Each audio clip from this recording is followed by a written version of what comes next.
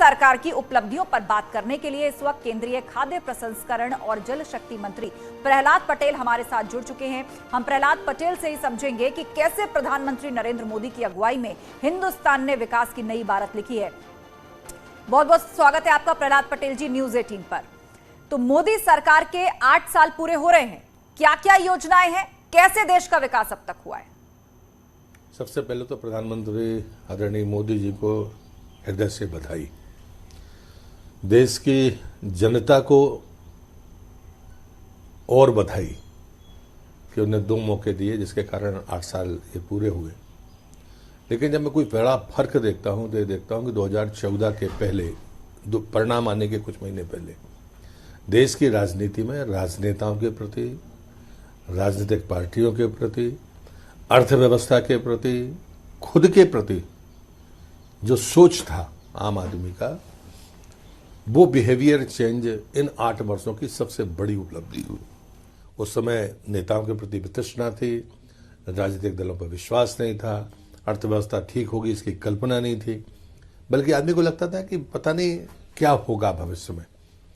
मुझे लगता है कि ये लोकतंत्र के लिए भी खतरनाक था।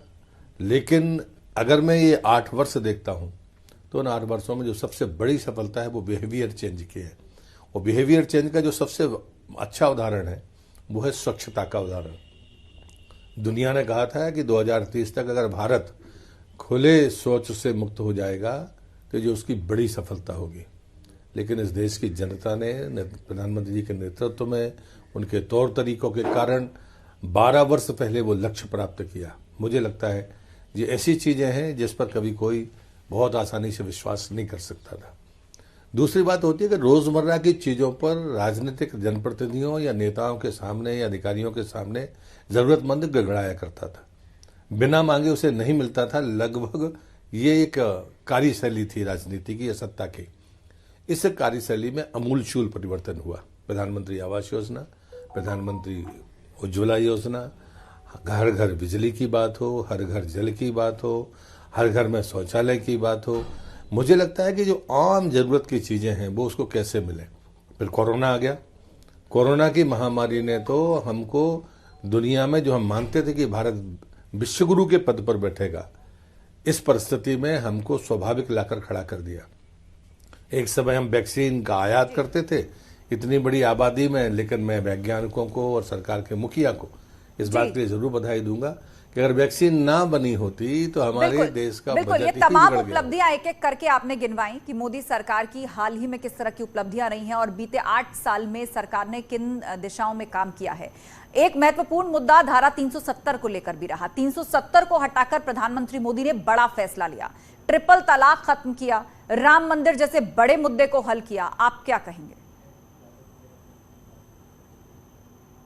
देखिए, ये मुद्दे डर दिखाकर बरसों तक लंबित किए गए और उन्होंने देश की एकता और अखंडता को बड़ा नुकसान किया है।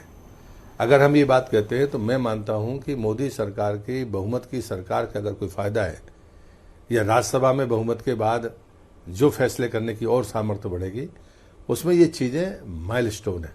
धारा 370, हम जनसंघ से लेकर हमारे पहले अध्यक्ष का बलिदान कश्मीर में हुआ। एक एक व्यक्ति, पीढ़ियां, 4-4 पीढ़ियां खप गई हैं, उनके लिए ये गर्व की बात भी हो। जम्मू कश्मीर में जो अत्याचार हुआ है और उसका कल जो एक फैसला आया है कि आतंकवादी को कितना ही ताकतवर क्यों ना हो उसे न्यायालय सजा दे सकता है, अन्यथा चालान पेश नहीं होते थे। एक सैनिक अधिकारी का परिवार 32 साल से इंतजार कर रहा था न्याय के लिए। तो ये फर्क है। दूसरी बात लगती है कि ट्रिपल तलाक जैसी बात है, जो इस्लामिक देश हैं उनने उन बातों को सुधार लिया, लेकिन हम हिम्मत नहीं जुटा पाए। ये सिर्फ वोट की राजनीति थी, वो मोदी जी ने करके दिखाया। राम जन्मभूमि हो, मथुरा हो और काशी हो, ये कहते ना कि देश की हमारी आत्मा है, इस पर समझौता नहीं हो सकता। और इसलिए मुझे लगता है कि लेकिन हमसे सवाल पूछे जाते रहे उसका, लेकिन पूरी तरह से एक्सीवेशन हुआ, प्रमाण मिले, उसके बाद न्यायालय ने अपना रास्ता तय किया। ये मोदी जी के नेतृत्व का कमाल है। उसके बाद में अगर मैं ये बात कहता हूं कि जितने भी बड़े फैसले, नॉर्थ ईस्ट देख लीजिए, हम पहले लुकिस्ट की बात अटल जी के समय करते थे, अब एक्टिस्ट की बात करते हैं। जितनी भी रेल परियोजनाएं, सड़क परियोजनाएं, जितने भी एयर की चीजें हों या उनकी कनेक्टिविटी या वहाँ के व्यवसायिक हित या उनके रोजगार के तरीके, चाहे आप म्यांमार की तरफ चले जाइए, साउथ ईस्ट एशिया को कनेक्ट करने वाला गेटवे ऑफ इंडिया इम्फाल होगा, और इसलिए रेलवे लाइन पहुंच गई है, रोड पहुंच गया है। और इसलिए आज जो शांति स्थापित है नॉर्थ ईस्ट में, कभी कोई कल्पना नहीं करता था। उसको तो टेकन ऐसे लेते थे कि वो तो वोटर हैं, वोट देते रहेंगे और बाकी चलेगा। बिल्कुल, जनता के विश्वास की आप बात कर रहे हैं, अपनी उपलब्धियों की आप बात कर रहे हैं, लेकिन कहीं ना कहीं समय समय पर आप पर आरोप भी लगते रहे हैं, सरकार पर निशाने भी साधता रहा है विपक्ष। बीजेपी कह रही है कि मोदी सरकार के 8 साल में बहुत विकास हुआ, लेकिन विपक्ष खासतौर पर राहुल गांधी विदेश में जाकर कहते हैं कि देश में केरोसिन छिड़क दिया गया है, बस एक चिंगारी की जरूरत है। राहुल गांधी हो या कांग्रेस के वरिष्ठ नेता, इनकी अकल को लकवा मार गया है। इनको देश में अगर ये आरोप लगाएंगे या बात कहेंगे तो आम आदमी जवाब देने के लिए तैयार है, किसी नेता को जवाब देने की जरूरत नहीं है। देश के बाहर उनसे कोई जवाब नहीं दे रहा है, उनसे कोई प्रश्न पूछ रहा है और उनको बोलना है, इसलिए बोलना है। उनके अनेक घटनाएं हो गई हैं, लेकिन जवाब जनता देती है। ये बात राहुल गांधी को समझनी पड़ेगी।